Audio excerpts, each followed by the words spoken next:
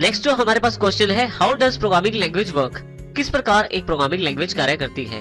इस प्रश्न का जो उत्तर है हम 2 पॉइंट से देना चाहेंगे। सबसे पहला पॉइंट है कंप्यूटर के द्वारा समझा जाने वाला कोड, अर्थात वो कोड जिसमें कंप्यूटर कार्य करता है।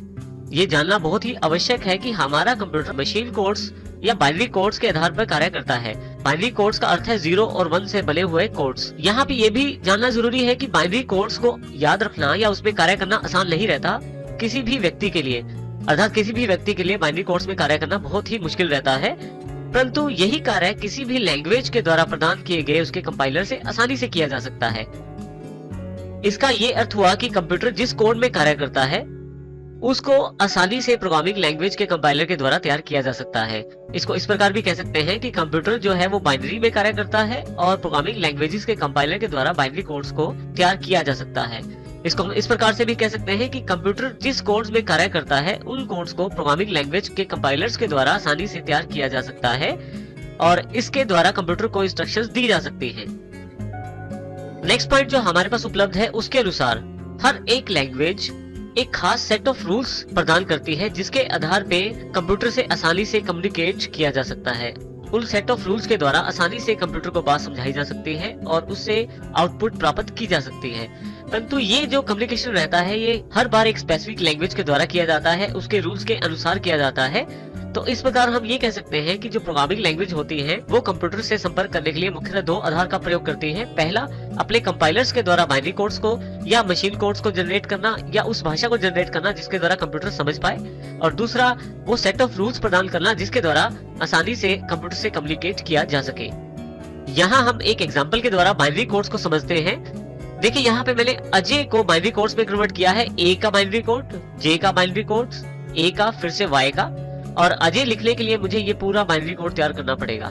इसी प्रकार से विजय के लिए मुझे ये बाइनरी कोड तैयार करना पड़ेगा। परंतु आप देख सकते हैं कि इसको याद रखना बहुत ही मुश्किल है। ये केवल 2 सामान्य नाम है, इसके अलावा भी हम काफी सारे बाइनरी कोड्स तैयार करते हैं। तो इसका अर्थ ये हुआ कि हमें ये कोड्स याद रखने की आवश्यकता नहीं है, हमारे लिए ये कार्य कंपाइलर करेगा। इसको हम इस प्रकार से कह सकते हैं कि बाइनरी कोड्स को जनरेट करने का या मशीन कोड्स को जनरेट करने का कार्य कंपाइलर का रहता है। तो यहाँ पे जो अगला क्वेश्चन है उसका आंसर हमें पहले ही प्राप्त हो जाता है, व्हाट इज ए कंपाइलर। तो यहाँ इस क्वेश्चन को हम ध्यान से समझते हैं। देखिए हमारे पास जो यूजर है उसके अनुसार वो इंग्लिश में तो कार्य कर सकता है परंतु वो बाइनरी में कार्य नहीं कर सकता, परंतु ये जो राइट साइड पे कंप्यूटर है इसके अनुसार ये केवल बाइनरी में कार्य कर सकता है।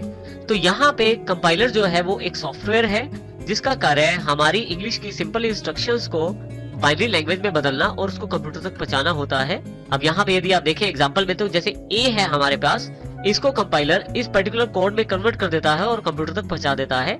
इस प्रकार ये कंपाइलर हमारे लिए एक ट्रांसलेटर का कार्य करता है जिसमें हमारे द्वारा दी गई इंस्ट्रक्शंस को ये कंप्यूटर के द्वारा समझी जा सकने वाली इंस्ट्रक्शंस में बदल देता है।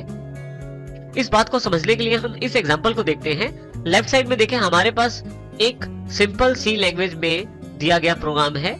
यदि आप यहाँ भाषा का ध्यान दें तो सामान्य इंग्लिश का प्रयोग किया गया है जिसमें मेन, प्रिंटफ, हेलो फ्रेंड्स जैसे शब्दों का इस्तेमाल किया गया है कुछ ब्रैकेट्स के साथ।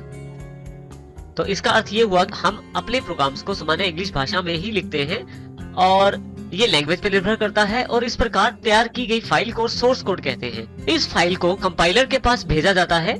कंपाइलर इस फाइल को कंपाइल करता है, अर्थात इसे बाइनरी कोड्स या मशीन कोड्स में कन्वर्ट करता है।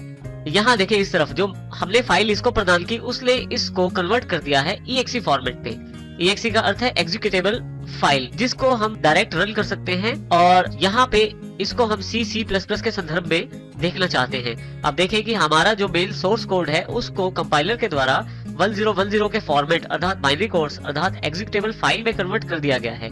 इसका अर्थ ये हुआ कि हम जो फाइल्स बनाते हैं जो सिंपल इंग्लिश में रहती हैं उसे हम सोर्स कोड फाइल्स कहते हैं और कंपाइलर जो हमारे लिए फाइल्स तैयार करता है उसे EXE या एग्जीक्यूटेबल फाइल्स कहते हैं C++ के संदर्भ में। और कंपाइलर का मुख्य कार्य हमारे द्वारा प्रदान की गई सोर्स कोड फाइल को EXE फाइल में कन्वर्ट करना होता है। तो यदि हम इन सभी चीजों को जोड़े तो प्रोग्रामर का कार्य रहता है प्रोग्राम्स बनाना, जिसके लिए वो लैंग्वेजेस का इस्तेमाल करता है। लैंग्वेजेस में वो C++, जावा, C#, इस तरह की काफी सारी लैंग्वेजेस अवेलेबल हैं, इनका प्रयोग कर सकता है। इन लैंग्वेजेस में जो इंस्ट्रक्शंस रहती हैं वो सिंपल इंग्लिश पे आधारित रहती हैं।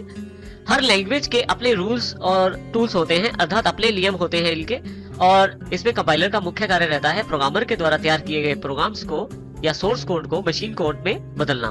यहाँ पे इस प्रकार हमारे पास प्रोग्राम तैयार हो जाते हैं, जो कि अंततः हमारे पास exe अर्थात एग्जीक्यूटेबल फाइल फॉर्मेट में अवेलेबल रहते हैं और यही एक आउटपुट फाइल के रूप में हमारे पास उपलब्ध होती है।